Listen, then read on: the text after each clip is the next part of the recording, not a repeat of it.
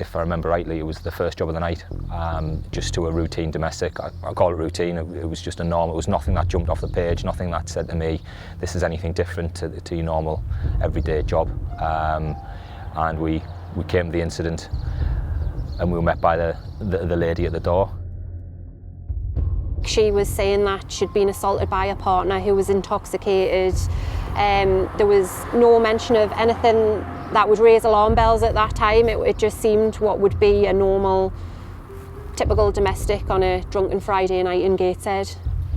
When we got into the premises, it was an upstairs flat, small little, not landing, but a small little area as you go through the front door, and then a set of stairs, quite a thin set of stairs, and at the top there was a baby gate. The offender came to the top of the stairs, stood behind the baby gate, and there was two quite large, vicious dogs. It was riling the dogs is the best way I can describe it, hitting the dogs, shouting at the dogs, just trying to get them really, really angry. It was at that point that he became more and more agitated. I think because he wasn't getting the reaction from the dogs, and he disappeared for a small number of seconds into a room behind him. And when he returned, he had a 4-foot samurai sword, which was a little bit of a shock. Wasn't what I was expecting. I'm stood 3 foot away from him. He's got a 4-foot samurai sword, so I readjust my position. Said to him, look, what are you doing with that? What's going to happen here? Because this is going to go badly wrong. It's going to go badly wrong for you, or it's going to go badly wrong for me, but it's not working, this. That seemed to upset him a lot more. I don't know whether it was my tone, I don't know whether it was my face, but he didn't like it. And that's when he slammed the sword down and said, I'll show you what I'm going to do. And that's when he disappeared again. And that was a split-second thing. It wasn't a couple of seconds before, it was a split-second thing, and that's when he appeared with a black handgun. They say it's fight or flight. My natural reaction was to just run, get out of the house, get away. So that's what I did. I ran down like the few steps I'd gone up, straight out the front door, a few steps into the garden, turned round and just assumed Gary would be there. There was no sign of Gary. I just remember feeling this overwhelming sense of guilt that I've left him. So then my natural reaction was to go back and make sure Gary was all right. So I've turned and went down, and the female is trying to get back into the address.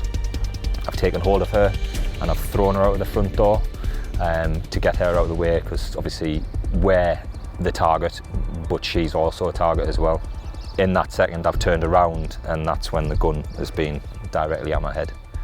This is bad. There's no way you can describe it any better than that. It's really, really bad. And you've got a choice. You have got a choice. And people have asked me subsequently, what did you think about? Absolutely nothing. It was just, there was a choice: run or fight. So I've gone back into the house, by which point the offender's halfway down the stairs and Gary's physically fighting with him. I remember hitting him with a couple of strikes, which were quite effective. He started to spin, and that's when I've deployed gas. The problem with the gas is you're in an enclosed area, it's really, really tight, and I only have to get a sniff of it and it sends me sideways. Finally we managed to get that arm out, and he still had hold of the gun. So I've taken hold of the gun, and we've managed to neutralise that and get some handcuffs on him. But at this point, that's it, eyesight's gone, can't see a thing. And it was a dark winter's evening, and I remember hearing loads of voices on the street outside. The area where it's happened is not the nicest of areas, and they're quite anti-police anyways, and I just remember thinking, please, like, get the back up here, because we're really vulnerable. Is this just part one of this? Am I going to get dragged out in the street soon, and me and Vicky are going to get kicked up and down the street? I remember clinging to Gary, just thinking, we're all right, we're together, like, we'll just wait for the backup. And I physically clung to his arm.